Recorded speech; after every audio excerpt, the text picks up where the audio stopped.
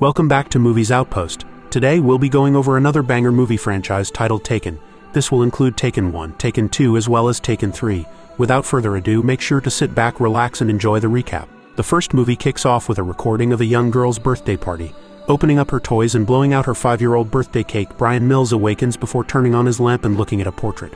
That morning, Brian makes his way to a local store to buy a karaoke machine. Once he returns home, the gift is gift-wrapped and ready to go. Later in the day, Brian makes his way to a gorgeous mansion for his daughter's birthday party. Immediately, he is approached by Lenore, his ex-wife. Not allowing him to go to the kids section, the two obviously have beef with one another when Brian's daughter rushes and gives him a hug. Kim then proceeds to open up the gift to find the karaoke machine and thanks her dad as she aspires to be a singer one day. Simultaneously, Kim's stepfather walks in with a horse, which just shows how rich and successful of a man he is. Stuart immediately taunts Brian, and it is obvious these two have more beef than Kendrick and Drake. Later that night, Brian puts Kim's birthday picture in her picture book and reminisces over the good old days in the solitude of his house. Feeling quite lonely, his friends suddenly surprise him with some drinks and a simple barbecue. They speak on how Brian is a retired soldier and laugh at how he has an attention-to-detail problem and must know everything about everyone. The four men then have a laugh with each other and their good times they had when they were stationed together. On their way out, Sam tells Brian of a gig to take a singer to and from her concert for $2,500. Being quite the deal for only 4 hours of work, he obviously says yes, because I would not recap this trilogy if he turned down that deal. The following night, Brian and his friends escort the pop star Shira to the festival. Taking the celebrity into her room to get prepped, Brian introduces himself to her and mentions he has a daughter who wants to be a singer and if she has any tips. Shira says to pick another career and goes to perform. As the boys play some poker waiting for the festival to finish, Brian gets a call from Kim, who is quite impressed that her dad got to meet Shira. She mentions wanting to have lunch tomorrow with him, and a father could not be more happy than this. Upon finishing, Shira is walking to her car when a gate is opened and fans start pouring in. As Shira walks with Brian, a man with a knife attacks them but is easily subdued. The pop star is quickly taken into the car, to which Brian gives her a drink to help her relax. Beginning to cry, she lies on Brian's shoulder, and once the night is completed, all men receive their pay for the night. Brian gets asked to see Shira in her room, and he goes there to a very grateful woman. She hands Brian a card and makes him understand that his daughter could be a singer. Both her vocal coach and manager's number are on the card, and the payments is her shout. Brian thanks her and she thanks him for saving her life. Following this, Brian is ecstatic at meeting his daughter, who is problematically accompanied by his ex-wife. Kim explains to her dad that her friend Amanda is going to France with her cousins and invited her to tag along. Seeing that she is under 18, both parents need to sign for her to leave the country without them, and this hurts Brian, who thought his daughter wanted to just go out with him. Nonetheless, he mentions he is not comfortable with her traveling and proposes he tags along. Lenore puts it on him, and Kim begins to cry and leaves before he gets to show her the card he got for her. Lenore then has a one-on-one with Brian and makes sure her insults hit deep before leaving also. You're pathetic. Feeling quite bad, he quickly goes back to Kim and accepts under the condition she calls him every night. That gets quite a loud and happy reaction from his daughter. When the time comes, Brian takes Kim to the airport and gives her places she should avoid in Paris. Kim mentions how her mother calls him a paranoid from his job, which she only knows was government-facilitated work. Having a D&M with each other, Kim kisses her father and soon arrives at the airport. Problematically, when unloading the baggage, Brian sees a map detailed with quite a few locations, routes and dates on it. When Lenore arrives, he questions her and she admits to knowing Kim's true travel plans, that she wants to follow a rock band's tour around Europe. Brian is pissed at hearing this, and Lenore pleads with him not to break their daughter's heart. He agrees and puts on a smile to keep her happy and takes a photo of her before letting her go. Soon enough, Kim and Amanda land in Paris and go to take a photo when a stranger offers his services. Introducing himself as Peter, he and the two girls have some banter with one another, only for Peter to offer them a lift to their place. Brian, as you'd expect, calls his daughter, who is busy hanging out with Peter outside Amanda's place. Peter invites the girls to a party that night, and Amanda accepts against Kim's judgment, and he tells them to be ready at 9. Immediately after leaving the two girls, Peter calls someone and says there are two 18-year-old girls on the 5th floor. The two girls meanwhile are excited to be abroad with each other, but Kim isn't too happy Amanda lied about using hotels, even though they were at her cousin's place. Amanda doesn't give it a second thought and just turns up some music. Simultaneously though, Brian tries calling his daughter, who does not hear her phone ring due to Amanda being a little crazy. Brian then decides to call Lenore, who quickly tells him to stop being a paranoid and ends the phone. Finally though, Kim sees her dad calling and goes to a quiet part of the house to answer her phone. Brian says he'd like to speak to one of Amanda's cousins there, and Kim confesses they are not there but promises she did not know. Out of nowhere, Kim's heart drops when she spots men approach Amanda from behind and grab her. Seems a kidnapping is taking place in live time, and Brian quickly grabs as much information as he can from her, including Peter and how he looks. He records the call and learns there are 3 to 4 people and instructs her to hide under a bed. He then tells his daughter the men are going to find her, but he wants her to be brave and leave the phone on the floor and scream the captor's details as they drag her away. She remains quiet, her heart pounding as Brian listens to the men talking. However, they just walk out of the room and Kim is relieved until she is suddenly yanked from underneath the bed and Brian is forced to listen to the worst thing a father could ever hear. After realizing the kidnappers have now picked up his daughter's phone, he sends them the scariest threat I've ever heard. If you let my daughter go now, that'll be the end of it. But if you don't, I will look for you, and I will kill you. Immediately calling Sam to analyze the voice, Brian rushes to Lenore's house and tells her off alongside Stuart. Taking control of the situation, he tells Stuart to use his connects to fly him to Paris immediately, when Sam calls him back and says the man was an Albanian named Marco and is a mobster boss. Known for trafficking, he recently decided that traveling women are an easier target and kidnaps them, gets them addicted to stuff and pretty much destroy their lives. With a 96-hour window to find Kim forever, Lenore cannot handle it and cries her eyes out. Brian gets directly on a plane and listens to the call over and over where the captor taunts Brian saying, "Good luck." Arriving in Paris, Brian wastes no time in sneaking his way into Amanda's cousin's place by scaling the apartment from another level. Breaking his way in, he immediately looks for clues on the abduction and notices a trashed house. Visualizing what would have taken place, he imagines where his daughter was when she was snatched from underneath the bed while playing the phone audio. With perfect attention to detail, he looks at a broken mirror and grabs a glass shard with blood for evidence. Collecting the SD card from Kim's phone, he goes through its photos and stops when he notices Peter's reflection when he was taking a photo of the girls from earlier. Back at the airport, Peter sits there and gets a heads up from a man. Peter goes on to follow a girl and immediately asks her to share a cab as they are expensive.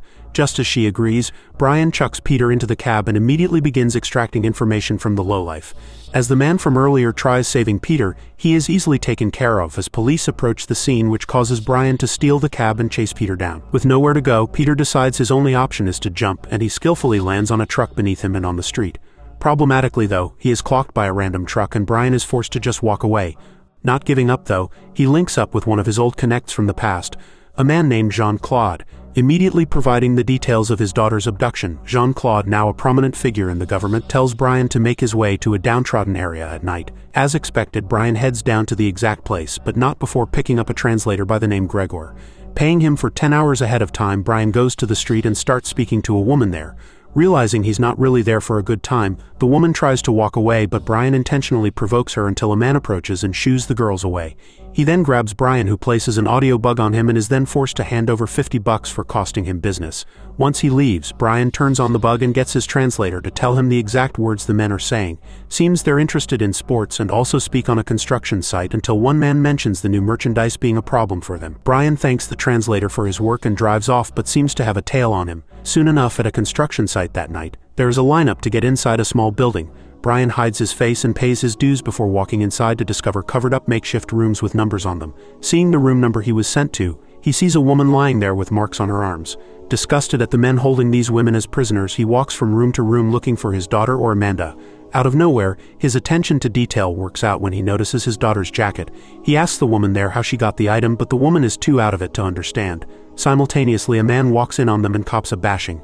Pissed off, Brian begins dismantling each thug in his wake and kills some of them. The rest of the pathetic lowlives attempt to catch him as he places the girl in the car and gets shot at. Bullets fly from all directions and Brian decides fleeing is a better alternative, but not before causing an explosion to slow his enemies. Flying through the job site, his pursuers give chase and shoot at him. He manages to completely flip one of their cars though and continues as some more pull up close behind him. Taking out one more useless life, Brian makes the decision to pull up next to the man from earlier. Smartly using the mud from under him, he covers the thug's windshield, which causes him to crash into an excavator. Brian quickly makes his way onto the road, but the tail from earlier contacts Jean-Claude and says he's watching him. Brian notices this though and takes a red light to get away from yet another nuisance.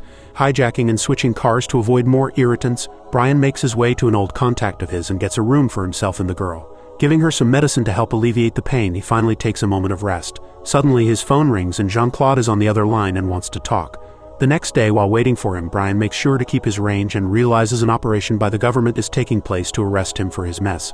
However, Jean-Claude has managed to get him a first-class flight back home due to Brian's past services rendered for them. But with 7 dead people and buildings destroyed, Brian needs to leave.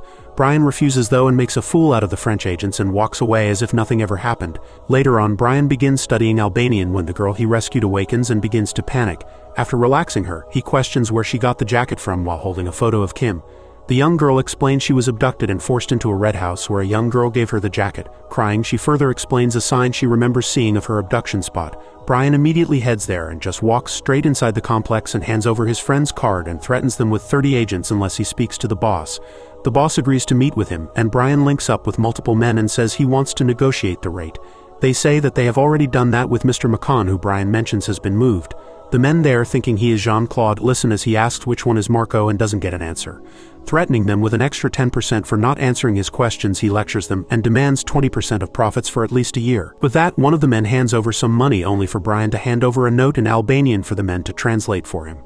They laugh, and one of them tells him good luck, which is the exact person who threatened him earlier. On the phone, Brian tells the man he found him, and he realizes who Brian is just as a fight takes place. Brian isn't messing around though, and completely obliterates all men that dare approach him. Killing one after the other without missing a single shot, he heads upstairs to find abducted girls in room after room. However, he discovers Amanda, who is unfortunately dead, taking the man that told him good luck earlier prisoner. Brian uses his torture tactics from past experience to get information from the man. Doing whatever is necessary, the man refuses to talk and spits in Brian's face, which earns him some excruciating pain. After finally conceding, he says Kim was sold to a man named St. Clair. Getting what he wants, Brian makes sure to leave his prisoner electrocuted and walks away, knowing he will die from it. That night, Jean-Claude returns to his house and his family when he sees Brian as well. Going to tuck his children in for the night, Jean-Claude picks up a pistol before getting back to the dinner table. Brian mentions Mr. McCon's name and the wife says she knows him. Brian asks his friend if he is involved in this mess, only for Jean-Claude to tell him he is taking bribes to look away. He then aims his gun at Brian and says he's taking him to the airport, to which Brian drops the pistol's bullets on the table and has already emptied out the gun. Taking out his own, he shoots the wife in the shoulder before threatening to end her life. That's the bullet I put between her eyes. Jean-Claude finally agrees to look for St. Clair and provides the address and photo he's looking for. Brian then knocks out his friend and finally knows where his daughter is. As you'd expect, Brian heads straight there with an undercover cop badge and gets his way into a party there. Looking around, he spots his low-life target go to an elevator and he quickly approaches and holds a guard at gunpoint. After knocking him out, Brian goes through the place until a waiter spots him. Taking him out and posing as a waiter himself, Brian kills one of the pathetic low-lives participating in this hideous activity. Brian then quickly discovers a room full of rich scumbags that are buying their own personal play toys, which sells for hundreds of thousands. Brian then spots his daughter, who begins at $100,000. He forces the man in the room with him to bid and win the auction at $500,000. Problematically though, as Brian goes to collect Kim, he is dropped. Once he regains consciousness, St. Clair discovers that Kim is his daughter and tells him that he is also a father. However, business is business, and he must die. As he leaves, the goons go to kill him but greatly underestimate his skills when he breaks himself free and single-handedly kills one attacker at a time and uses one of their own guns against them. St. Clair's man then goes to check the gunshot and he too is killed. St. Clair immediately begins pleading for his life, and bullets are put into him to reveal Kim's location before Brian ends him. It wasn't personal. It was all personal to me. Running straight out, he sees the car his daughter is in and sprints through the streets to keep up with it. Spotting the boat all the girls are on, he needs a new plan and decides to hijack a car. Flying through the streets, he even uses the footpath to quickly make his way towards a bridge. Almost hitting cars coming his way, he skillfully evades traffic and the buyer from earlier talks to his boss on the boat. Brian then gets to the bridge as the boat passes through, and he silently takes out a man on board. Finding a second target, he is thrown overboard while the girls are being taken to their rooms. The men on board eventually spot Brian and go on the hunt for him, only to be hunted themselves. Silently killing one pathetic human soul after the other, gunshots are fired and the other men are on the ready. They spread out and look for their target, who even whilst being shot at by an automatic, kills his targets. Once out of ammo, he gets into close-quarter combat with the boss's right-hand man and he sure as hell puts up a good fight. Eventually though, Brian gets the better of him and ends his pathetic, useless life. Going into the main room to see his daughter, the man asks to negotiate but Kim cannot believe that her father went around the globe, killed so many people and found her when not even governments could. A long hug is well deserved and they finally go back home. Kim is reunited with her mother and Stuart, who tells Brian whatever he needs is his. Lenore then approaches her ex and with tears in her eyes thanks him. He gets a hug and the family finally leave, but not before Kim once again thanks her dad for everything he has done for her. Some while later, Brian takes his daughter to meet up with Shira. Kim is literally speechless but is invited inside to kick off her new musical career. Taken 2 kicks off in Albania with a truck driving through the mountains to a village named Tropoje. A man named Murad Krasniki tells the village and family that a man killed their loved ones, their sons, their brothers, and will be brought to the village for justice.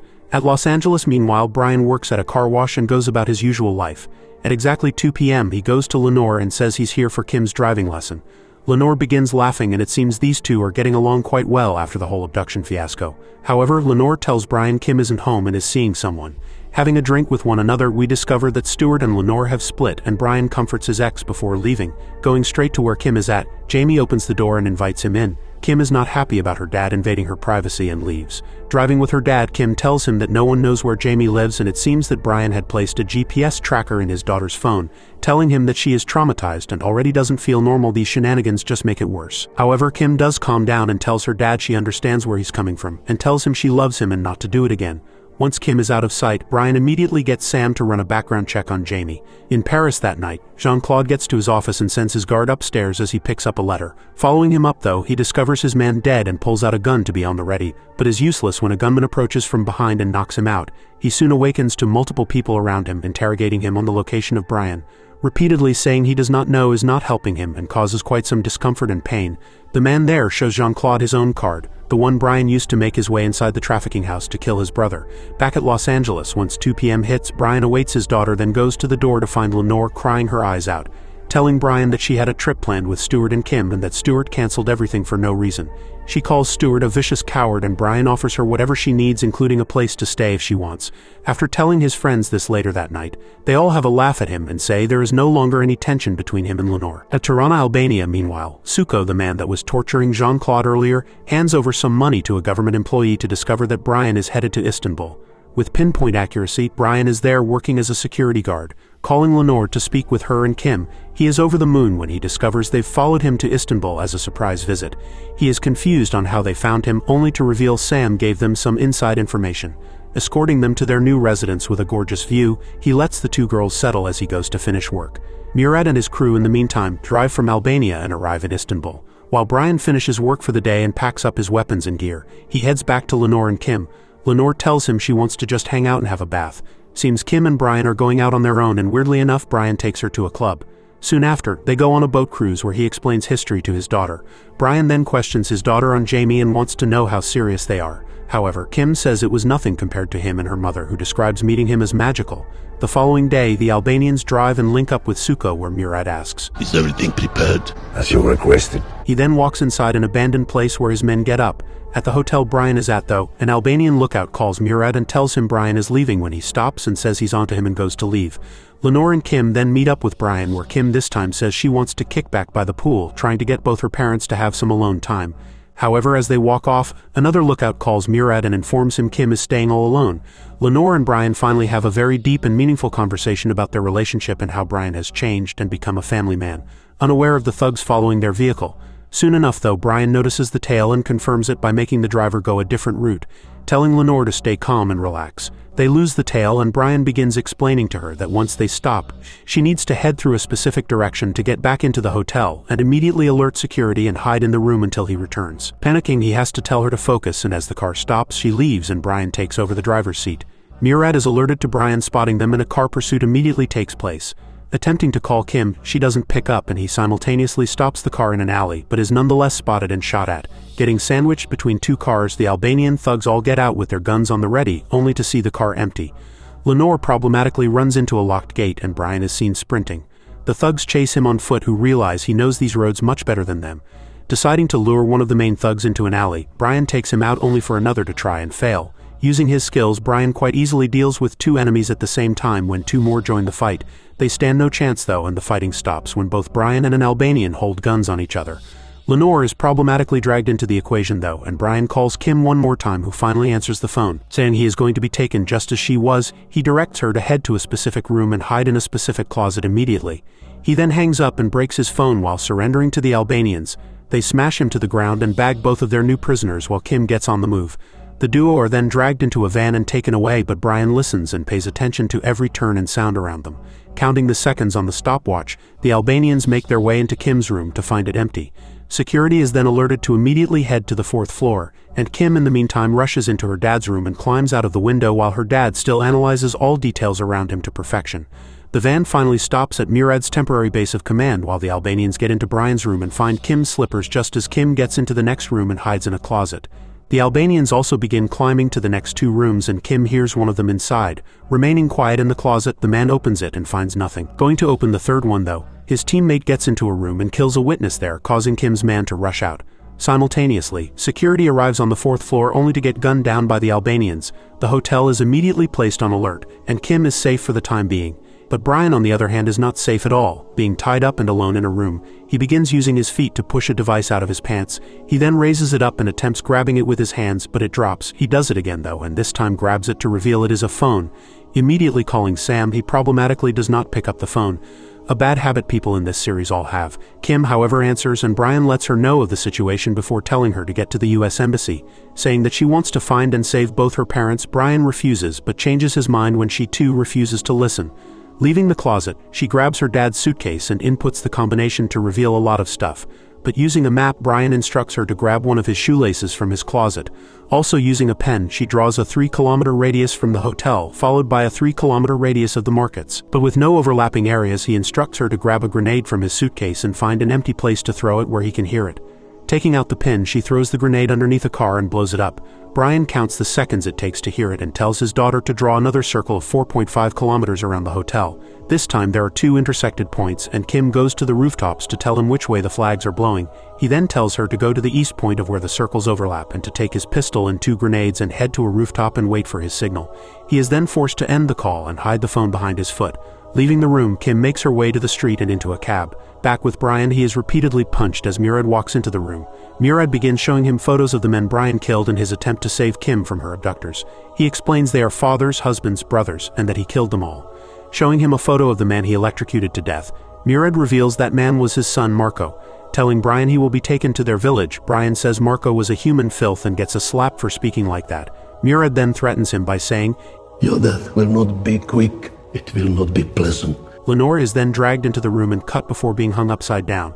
With about 30 minutes until she loses enough blood to kill her, Murad then tells Brian Kim will be found and sent to the lowest low lives in the world. He then leaves and locks the room before being informed they lost Kim, and he goes to personally fetch her himself. Brian, in the meantime though, begins using his expertise to start and get himself free while telling Lenore she needs to relax. Kim meanwhile leaves the cab and heads to where her dad told her. Brian then cuts himself free and lowers Lenore before untying her. Kim gets to the rooftop her dad told her to get to, and he immediately calls her to set off another grenade. She does so, and the explosion is very close this time. Brian gets his daughter to run 30 seconds east and throw another grenade while he plays around with some pipes.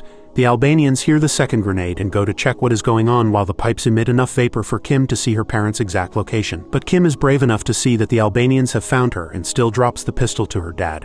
As the Albanians go to check on Brian, he grabs the gun and kills both intruders that make their way in. Leaving an injured Lenore behind, Brian single-handedly takes out multiple Albanians and makes sure to put bullets in each one of them. Continuing through, he makes his way to the rooftop where Kim desperately jumps for her life. Putting up a good chase, one filthy scumbag still chases her and corners her. But Brian comes to his daughter's rescue once again and Kim is in shock. After hijacking a taxi, Brian explains the men are after him and parks in front of where Lenore is. After putting a 5-minute timer on his daughter's phone, she is to go straight to the US Embassy if he takes longer than 5 minutes. Once he leaves, Kim anxiously sits in the car while Brian goes back to the jail to find Lenore missing. Seems the Albanians are trying to move her and cops simultaneously arrive on the scene. Putting Lenore in a van, Brian cannot save Lenore in time, and the inspector on the scene calls Murad and informs him of the situation as the timer drops to 0 and Brian puts a bullet into the copper before jumping into the cab and taking off. Directing her to the embassy, the cops in the area try to pull Kim over, who does not even have a license. Listening to her dad's commands, she pulls quite a decent cop chase and smacks into a few of them. This should honestly be enough to pass her driving test in America, because wow, is she doing a good job. Albanians even attempt to get the car off the road, but with her dad's help they are the ones who cannot have children anymore. Still gunning it, they smash through a gate and are shot at once again. Brian returns fire, and as a train approaches, he makes his daughter floor it and just make it past, but the Albanians aren't as fortunate. Finally, arriving at the US Embassy, they speed through and get down as they are shot at, but smash through the gate and stop in the middle of the embassy. Immediately calling Sam to give one of his friends a call to not get shot, he confesses that his plan to leave his daughter here and make sure these scumbags never bother them ever again. Back with Lenore, Murad walks into the room she's tied up in and asks her what should he do with her. On the streets the next day, Brian traces his steps back to find out where Lenore is. Lenore, funnily enough, still finds the energy to taunt and annoy Murad. Honestly though, I would have crapped my pants about 20 times by now, so hats off to her. Brian, however, is running out of time and still traces his steps while the instruments are getting prepped for Lenore. Brian, with his perfect attention to detail from earlier, remembers and finds the exact spot Lenore is being held. Simply making his way in, he kills the guard standing outside. With his gun now on the ready, the final battle is soon to commence. Stealthily knocking out another thug, he steals a gun he can do real damage with. With perfect accuracy, he does exactly that and takes out 3 goons. Murad and his other men quickly rush to move Lenore as Brian makes another thug go flying 10 stories down. Feeling bad, he sends a friend down there to accompany him before continuing his mission. The Albanians try to get lucky and shoot through a wall to hit their target, but are unsuccessful and lose their lives one after the other. Knowing that Lenore is close, he dismantles his opponents and makes them regret their decision of coming near his family. Lenore is still dragged away though and onto the street where Brian gives chase. After a couple minutes of wandering around, he sees Lenore unconscious on the ground. Both he and Suko then aim their guns at each other and both fire and miss. A hand-to-hand combat takes place instead though, and this is a battle of the masters. With both throwing amazing combos and defense at the same time, Suko brandishes a knife and uses it. Not following the fair code of no weapons, Brian is problematically hit hard, and he nonetheless slams his opponent and ends his life. Picking up a pistol, he goes to Lenore and grabs one of the Albanians' phone to call Murad. Coming face to face with Murad, who has given up, Brian instead discovers Murad has 2 more sons who will also come after him. Brian gives Murad an ultimatum, telling him to go home and live a life with his family. But Murad cannot forget the son that has already died, and Brian makes it known he must live with it just like the parents of all those kidnapped girls. He continues by saying if Murad gives his word, then he'll drop the gun and walk away as he is tired of it all and just wants his family. Murad agrees and Brian drops the gun next to him and walks away, but Murad picks it up and pulls the trigger only to discover Brian took out the bullet. Failing this test, Brian kills Murad and walks to Lenore. Getting her up, he tells her everything is okay now and they are all safe. 3 weeks later, Brian awaits his daughter to complete her driving test. The instructor gives her a perfect score and congratulates her before Brian gives her a hug. Going to celebrate, they head to a wharf and link up with Lenore. Surprisingly though, him invites Jamie, who shakes Brian's hand, and they all sit down for a good time. The Taken finale opens up with a man named Clarence looking for his checkbook. His wife Claire, who is in the bathroom putting on some makeup, says it's downstairs. As Clarence finds his book, he is simultaneously met by some men who force him to tell his wife he is walking the dog. Once outside, the leader of the men named Maxim throws Clarence into the boot of his car. Holding him like a dog, the men escort him to his own office where a man named Oleg Malenkov sits on his chair. He then begins speaking and tells Clarence his boss owes him a lot of money, and seeing as he is the accountant, he wants his money now. Forcing him to open the safe, it seems to be empty, and Oleg pushes the accountant into the safe and makes a voicemail recording for the boss telling him he has left him a gift before gunning down Clarence. The next day, we see Brian buying a massive teddy bear for Kim, who discovers she is pregnant. Wishing her an early happy birthday, Brian gives her the gift just as Kim's partner Jimmy walks in and greets them. Talking about how predictable both Kim and her father are, Kim is in all sorts right now, discovering that she is pregnant, and gives off a funny vibe, causing Brian to go exchange the bear for something else. Once he leaves, Lenore gives him a call and laughs at his failure of a gift. They both speak on how grown up their little baby girl has become, and that night Brian prepares dinner when Lenore walks in. Being quite stressed, she mentions that she and Stuart have tried everything to rekindle their relationship, but it is not working. Hinting that she is more interested in someone else, Brian does not want to cause any problems between her and Stuart, and instead hands her a key to his house in case she wants somewhere to be alone as he is leaving town for a few days. On her way out though, she drops her jacket and leaves in style. With a sunny morning the next day, Brian and his friends are golfing when they invite him to a 4-man job that will take a month. He isn't too interested though, and Kim calls him saying she wants to meet up. Immediately linking up with her, she wants some advice on the baby but does not have the courage to say it just yet, and changes the topic to adopting a puppy. Brian, however, thinks that isn't the best idea, pretty much calling Kim a bit irresponsible. That night, interestingly enough, Stuart visits Brian and wants to have a chat with him when he discovers Lenore's drop jacket on the couch. He then mentions that for Lenore and his relationship to work, Brian needs to completely be out of the equation. Telling Stuart that nothing is going on between him and Lenore, Stuart does not believe him, and says he wants zero contact between the two of them, to which Brian agrees. The next morning, while out for a jog, Brian returns home to get a message that Lenore wants to urgently see him and wants some bagels. Walking out to grab some, Maxim is watching him from the other side of the road. Quickly getting the bagels and returning home, he finds Lenore's car outside, and when he comes in he finds a knife on the ground. With a broken heart, he then discovers Lenore on his bed dead. With no pulse, cops rush into the house and go to arrest him, thinking he is the perpetrator. Putting his hands up, he instead decides to knock out both cops and steal one of their guns before making a run for it. Being pursued by more officers, he scales buildings, fences, and whatever comes into his path. Even getting shot at doesn't hinder him, and he decides to run into a random house and hide in the garage. While the cops try making their way in, he reveals a secret compartment he has somehow installed into the house and drops into the sewer drain. The cops radio in and have lost their target, who now sits all alone. Covered in the most vile of things, it does not faze him in the slightest way, as his heart is shattered by the death of his first love, his true love, who had gone through everything with him.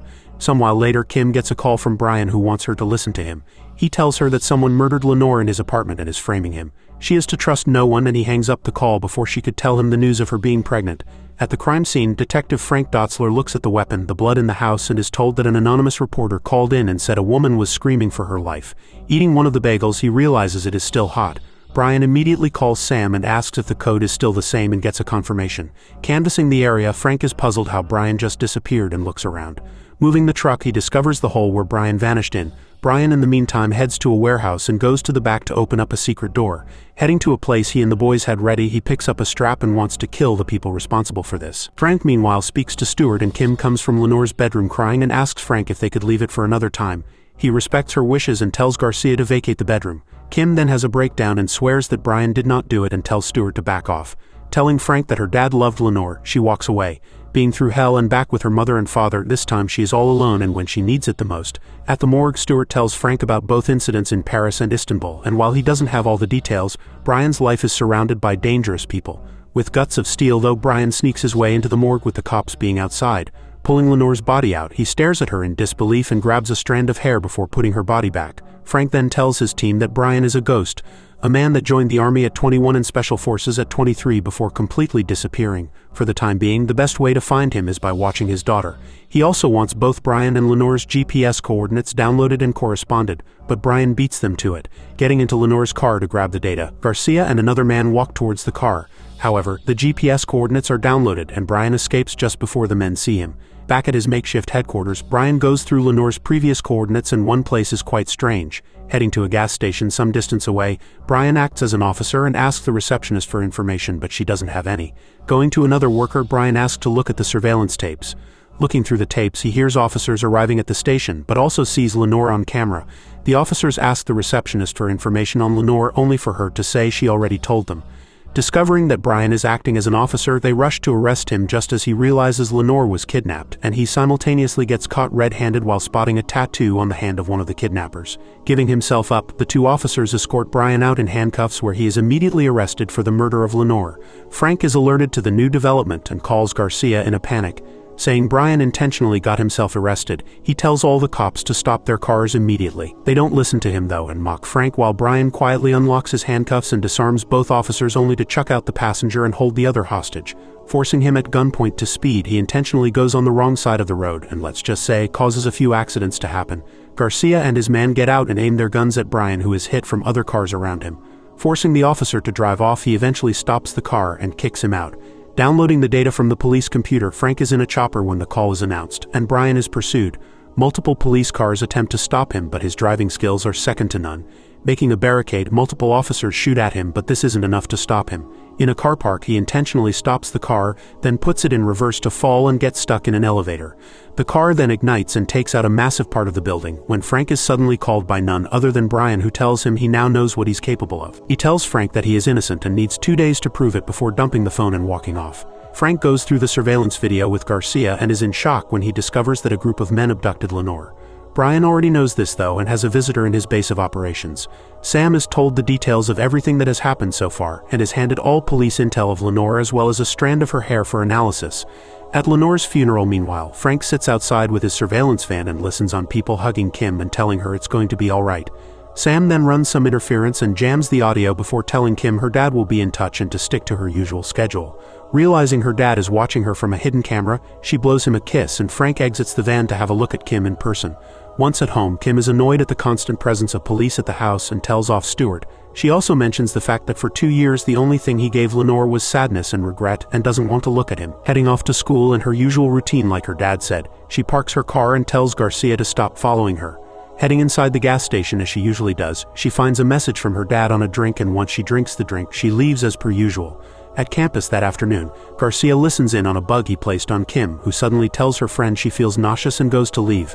Garcia immediately gets out of the car to go check while Frank asks the owner of the gas station about Kim and her usual appearances every morning.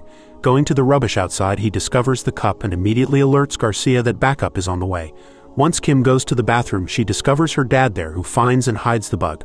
Hugging her daughter, who is in emotional distress, she tells her dad she is pregnant and 1,000 soldiers trying to kill him does not faze him as much as this news. Frank finally pulls up with multiple soldiers and rushes to the bathroom where Kim informs her dad that Stuart is acting very weird recently. Placing the bug back on his daughter, Garcia rushes into the women's bathroom and looks through all the stalls only to find Kim by herself.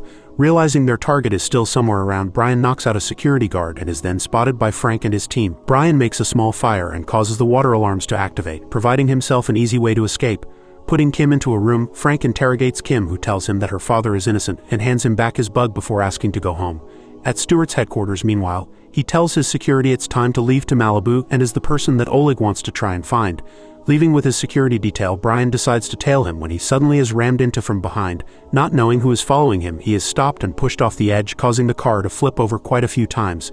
Maxim then comes out and throws a grenade to finally end Brian once and for all. However, they underestimate him as he hijacks a random vehicle on the road and begins conversing with the driver until he sees the car that tried ramming him earlier and wants to find out who they are. Walking into the bottle shop, he begins taking out his attackers. Even when they pull out their guns, it isn't enough to stop him. Using his head, legs, and whatever he needs, he disarms and subdues his attackers before grabbing a pistol. Maxim then uses the reflection of a mirror to preemptively shoot at Brian, who returns fire. Both men drop low and Brian gets into close combat with Maxim, who is not a pushover.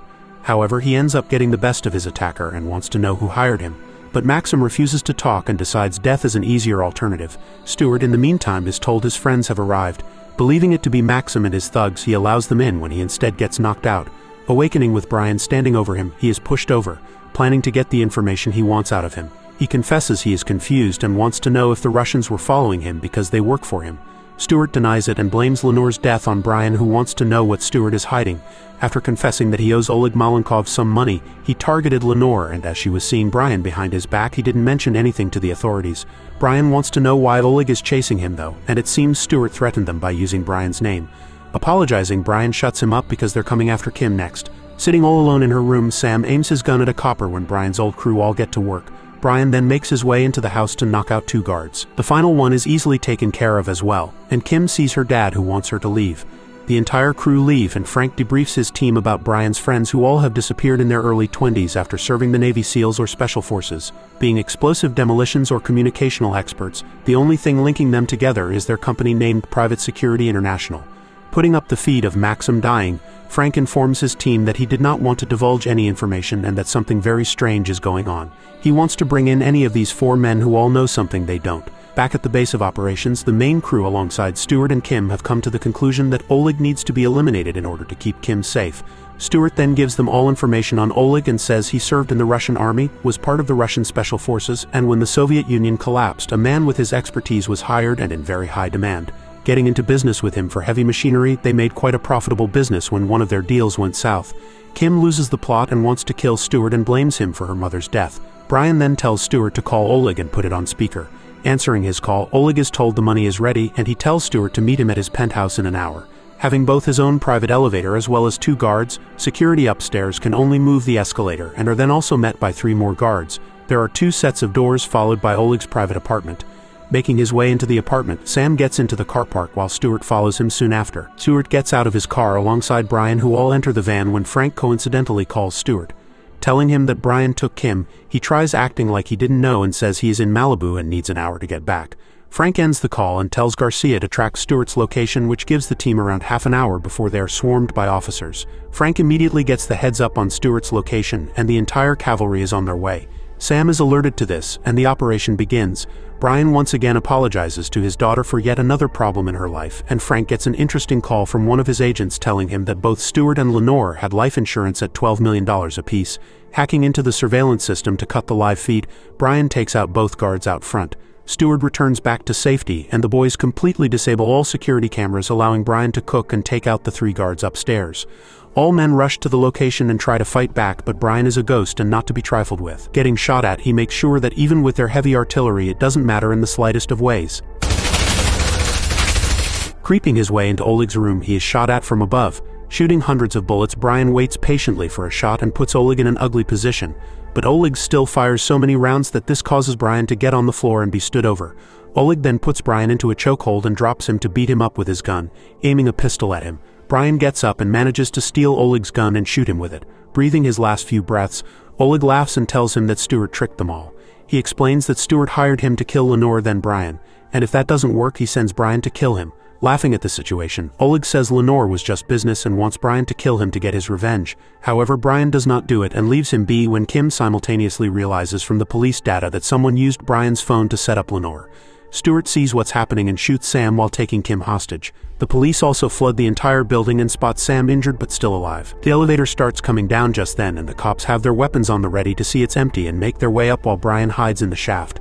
Spotting all the dead bodies, the cops lock down the building and Brian sees Sam injured. Stealing one of Oleg's cars, he realizes that Stuart used his phone the night he came to see him. Tracking Kim's phone, Brian exits the car park and Stuart gets a private jet ready. Frank, smartly enough, gets the live location on the Porsche Brian stole and calls him as well.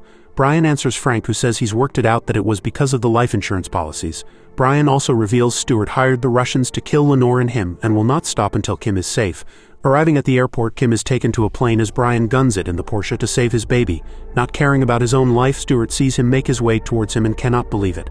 Pumping the car towards the jet, he collides with the wheel and stops the jet from taking off. Holding Kim at gunpoint, he uses her as leverage and Brian gets a good shot. Explaining the whole turn of events back to Stuart, he kicks him and with disgust and anger aims his pistol at the scumbag. With the cops arriving on the scene, Brian goes to kill him but instead stops and tells him, With a good lawyer, you'll get out of jail in a few years. And we both know what's gonna happen. He instead knocks him out and hugs his beautiful baby girl once again. Reliving the same fate over and over, he is tired and taken to headquarters where Frank explains he knew from the beginning that Brian was innocent. He mentions how the bagels were hot, the phone messages and timestamps didn't align, and he figured it all out. Brian then thanks the inspector and shakes his hand before leaving. Frank wraps up Brian's file and Brian in the meantime goes back to the same spot he goes to celebrate, telling both Kim and Jimmy he is so happy for them and will support them. Kim then breaks everyone's heart by saying, We've been talking. If it's a girl, we'd like to name her after Mom. That's the end. If you stayed until this point, I thank you and would love it if you hit the like and subscribe button to help out the channel. And as always, have a good one and I'll catch you later. Stay awesome.